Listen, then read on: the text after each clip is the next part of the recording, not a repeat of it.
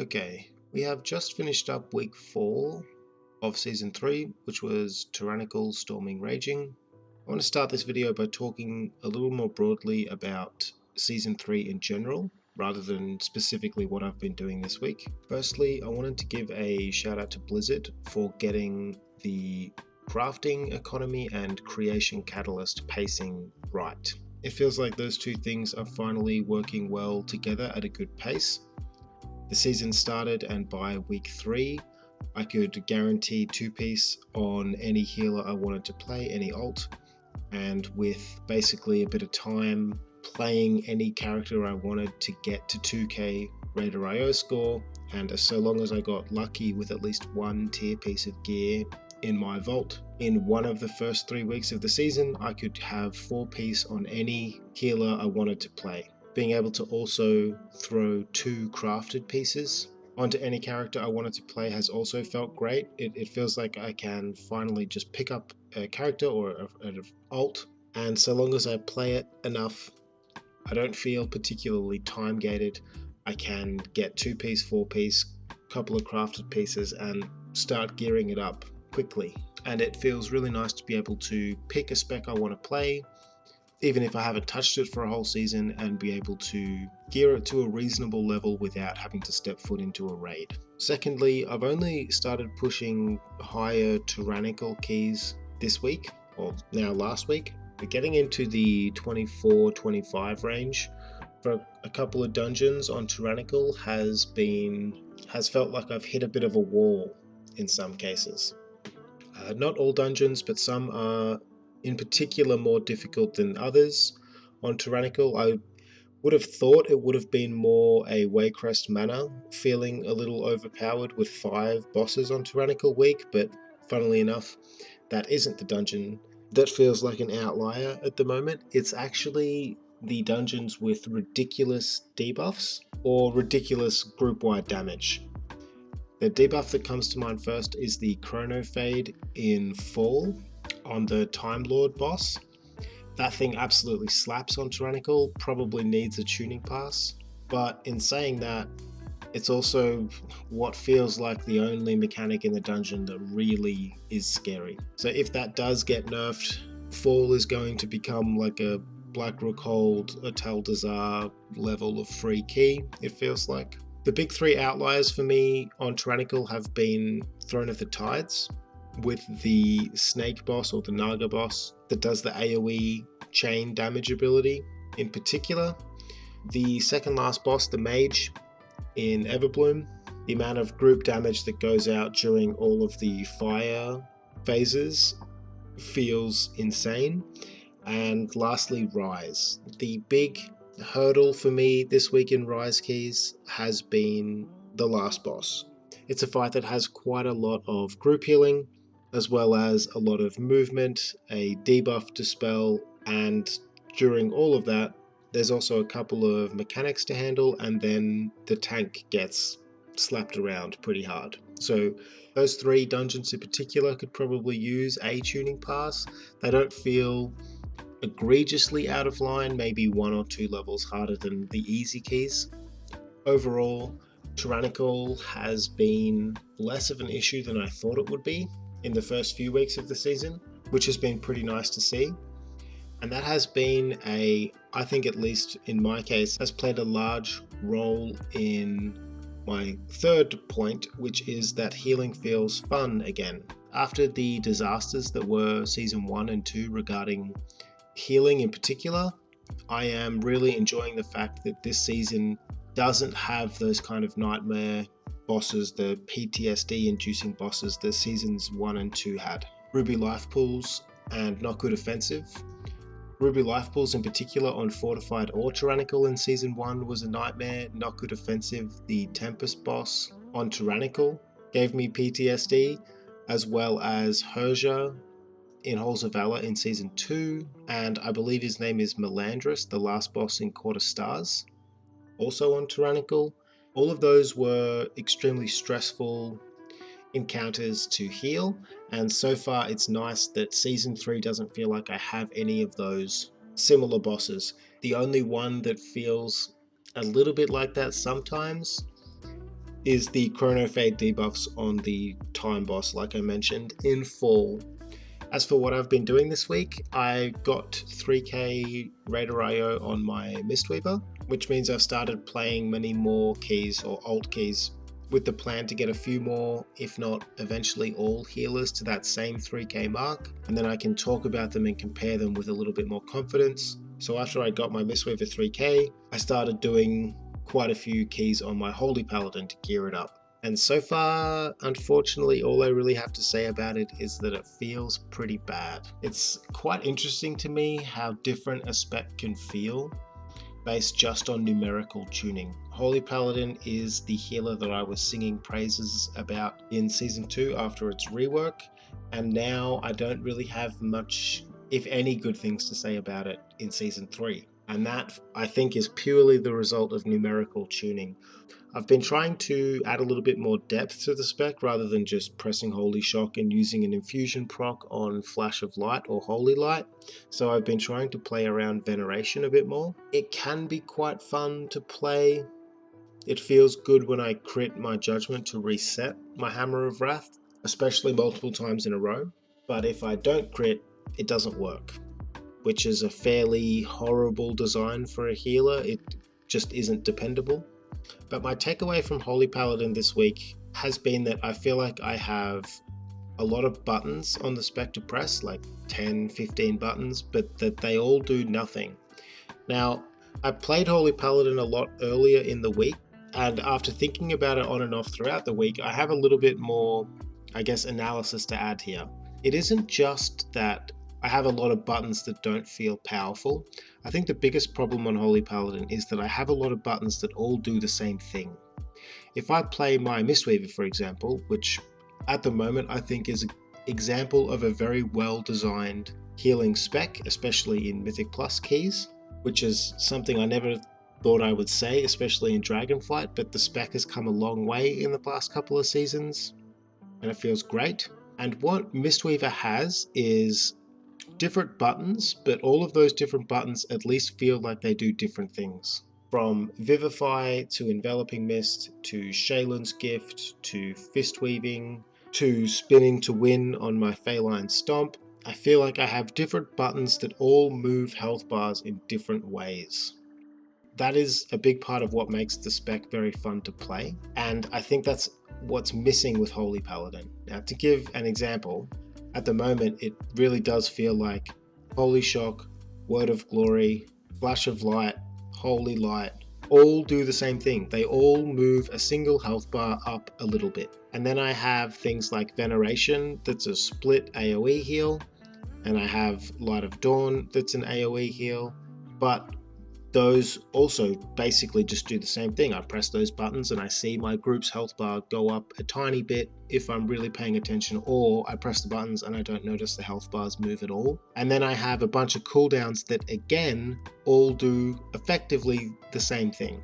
They're all buttons that don't do a lot themselves other than perhaps Tears Deliverance, but they all increase or make my other buttons, my other rotational buttons, more powerful. Pressing Wings to reduce my Holy Shock cooldown if I'm talented into it, or to just get the extra healing and crit chance, or pressing Tears Deliverance so that I can get some more healing out of my Flash of Lights or Holy Lights, or pressing Divine Plea so that my next Holy Shocks can heal more.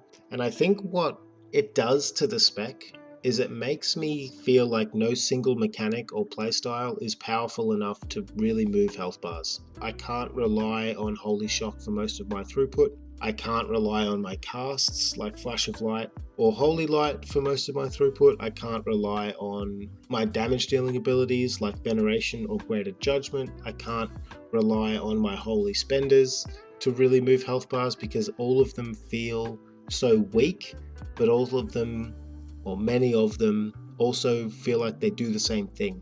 It makes Holy Paladin feel a little bit like the Sisyphean healer right now for me. Feels like I have to push 3 or 4 buttons to move every single health bar back up after they've dropped down. I can't just press Holy Shock and move on to the next thing. I have to press Holy Shock and then hopefully I get an Infusion of Light proc and then press the Flash of Light And that probably also wasn't enough, so then a Word of Glory, and then I've used 3 buttons to move 1 health bar back up. Unfortunately, I think it's the same story for cooldowns. They all feel kind of weak. If there's a big healing event that I'm trying to get through, I'm not just pressing wings because it isn't enough. I'm not just relying on Divine Toll because it isn't enough. I'm not just pressing Divine Plea because it isn't enough. Tears Deliverance is probably the one cooldown that feels quite impactful, but the rest, not so much, especially when Divine Plea and Divine Toll are both supposed to be buttons or cooldowns that gain power from their resources that they also provide, and the entire resource builder and resource spender mechanic or economy of Holy Paladin is completely ruined right now. None of the spenders feel impactful, which also means none of the builders feel very good either, because you're building a resource that you don't really want to spend. Pressing Divine Toll to get 5 Holy Power doesn't feel like I can then do a lot of things with the Holy Power. I kind of just press Word of Glory because then I can get the same thing as I would out of a Flash of Light, but it's instant cast. It seems like quite a small payoff for a mechanic or an economy that Holy Paladins are supposed to be built around, but I think the numerical tuning just isn't there. Word of Glory and Light of Dawn just aren't strong enough. Holy Power is probably too plentiful a resource, and the whole thing feels like a bit of a mess. I think a lot of this comes down to, or pretty much all of it just comes down to numerical tuning. When rotational throughput is low, I feel like I'm permanently drowning and I'm using a cooldown to get my head back above water, which isn't a very fun way to heal or a fun playstyle. Whereas prior to all of the nerfs that Holy Paladin's gotten, which I think has been about 30% over the past 4 months, prior to those nerfs, a Holy Paladin rotational throughput felt quite good, which meant that pressing a cooldown to augment or buff up that throughput also felt quite powerful. But having cooldowns on top of good throughput was fun because it felt like icing on the cake. Whereas at the moment it feels like, unless I have cooldowns rolling, I'm not really moving health bars. Damage was also quite lackluster. It's kind of hard to believe that Disciplined Priest, Resto Druid, and Mistweaver are in the same game at the same time as the current Holy Paladin. All of that said, however, Paladin utility, as expected, is great, and it was fun to be able to use. Freedom, Blessing of Protection, AoE Blind, Stun, having a melee kick, Devotion Aura, even Lay on Hands. It's nice to have buttons that make me feel like I can trivialize or at least add to my group in quite a few niche situations. Freedom especially has been really useful. My opinions on Holy Paladin might change over the next couple of weeks as I get more gear. I know that throughput feels weaker than some of my other healers I've played at similar gear levels, but I'm not really sure how well they're going to scale. So we'll see how that goes over the next couple of weeks. After Holy Paladin, I did quite a few discipline keys, which were fun, if a little boring, especially after playing so many keys with all the buttons I have to press on Mistweaver and Holy Paladin, logging into a Disc Priest and not really having those same sorts of utility buttons or mob control buttons felt a little lacking. Disc is a little difficult to talk about because it is in a very good spot right now. It is very strong. It can be really fun to play. But unfortunately, my biggest hurdle for Disc just comes down to not having a kick. I harped on about this in last week's video, so I won't go through the whole thing again. But I will say that it's lucky that Discipline is numerically so strong, because it feels like there isn't a whole lot else going for it. No mob control, no kick, no battle res, no bloodlust.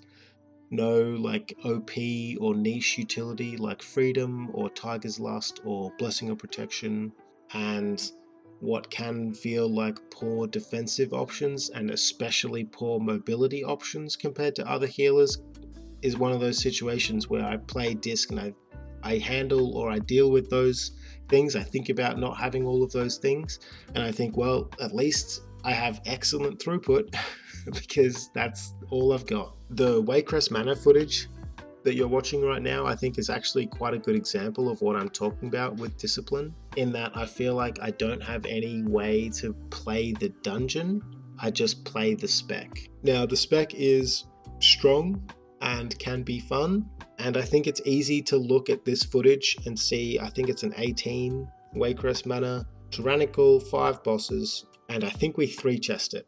So it was a great key, really successful by every measure on paper. But unfortunately, the key had quite a lot of mistakes, and playing the key every time something would happen, like I get into a habit on my other healers of going into each pack and thinking about which kick I'm going to take priority on, which cast or which mechanic I'm going to save my stun for, or knock for, or blind for, or something for, and then I play my discipline priest and I just don't have those options. And even in this key, there are quite a few things that go wrong that we're not really punished for because the key level is too low. There are multiple Thorns casts going through, multiple Spirited Defense casts going through, multiple, I think they're called Spirited Volleys or Soul Bolt Volleys and Soul Bolt casts, especially on the downstairs trash goes through. Now in a 18 Tyrannical, where everyone's pretty geared, the trash being that sloppy isn't a big deal, and it's borderline unnoticeable, but pushing that into higher keys, 24, 25 fortified, especially the downstairs trash, not getting kicks on the Soul Bolt volleys, not kicking the Thorns debuffs on the upstairs courtyard trash, all of those are basically deaths. So it does suck a little bit that it feels like the only difference between me on a Discipline Priest playing like an 18 key or a 24 key is how good the other 4 people in the key are, because it is up to the other 4 people in the group to stop all the casts, to know how big they can pull, to coordinate their stops and their stuns and everything.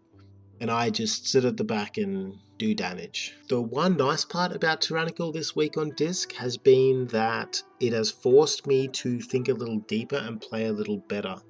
And this comes down to single target healing. So I think in a lot of situations, I have become quite lazy playing Discipline throughout Dragonflight. And for most mechanics, I've really just relied on, let's say, a debuff or some like serious single target healing is required. I will just rely on Power Word Shield and Defensive Penance in almost all cases. But in Tyrannical this week, especially with debuffs like the, I think it's Soul Thorns, the Cage that goes out on the Tree Boss in Waycrest Manor, healing up those debuffs in higher key levels is, well, requires a lot of throughput on a single target very quickly.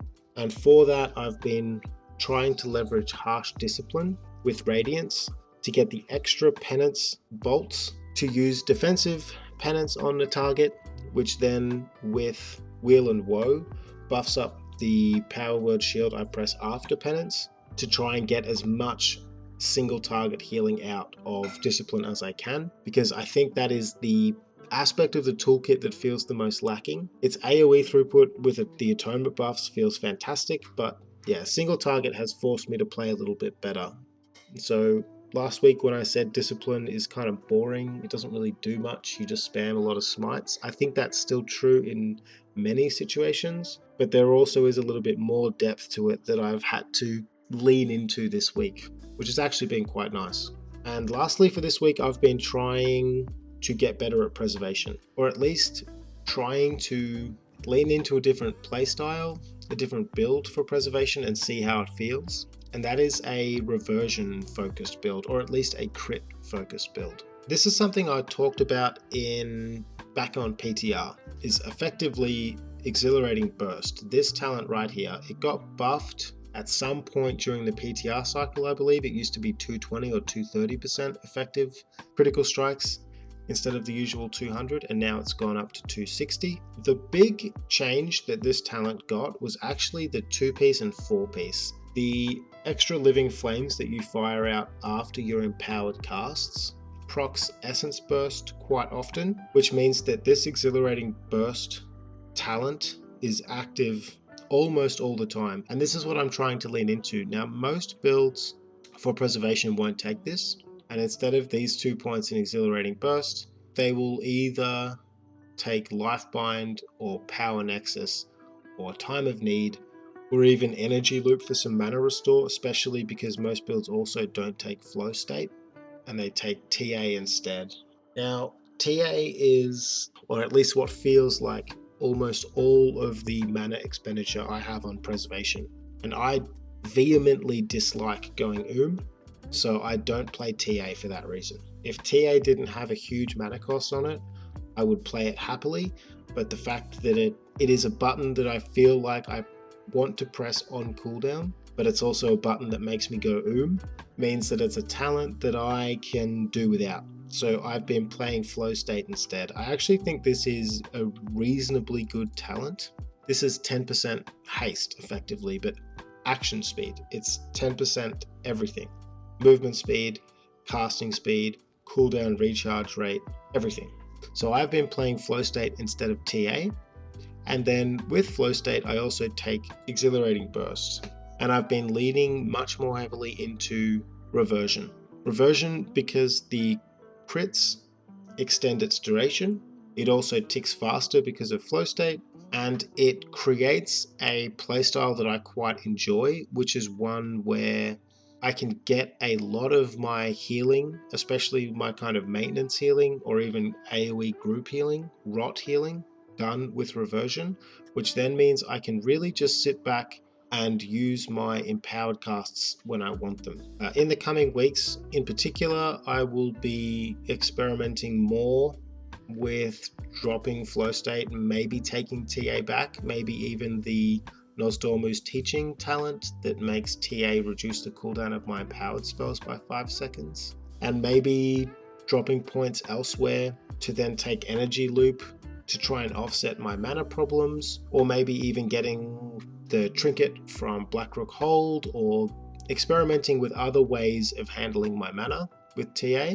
But I will be experimenting with this a little bit more in the future, but the crux of the build will stay the same. I would like to focus heavily on critical strike chance, probably get to more like 35 or 40% rather than the 20 I have now, and stick with Exhilarating Burst. I think this is a really good talent, especially with the gear levels or crit levels we can get right now, and with how well it works with our 2-piece and 4-piece. If I'm really crazy, I might even be experimenting with dropping points elsewhere so that I can take Flow State and Temporal Anomaly to just get a ridiculous amount of empowered casts out. I am finding Preservation really quite fun. It is definitely the healer that makes me work the hardest. I don't make mistakes on other healers, or at least I'm so critical, especially of my own positioning on Preservation like I am on other healers. Other healers, I feel like I can be lazy and get away with a lot, but on Preservation, it's the healer that really makes me have to play better to get results. So that's been fun. This will probably be the healer I try and get to 3k next, which is probably going to be this week or maybe next week. And I'm planning on playing a lot more Shaman and Resto Druid once I get the 4-piece for next week. So I'll be talking about that hopefully a bit more in next week's video. If you've made it this far, thank you for watching, and algorithm stuff.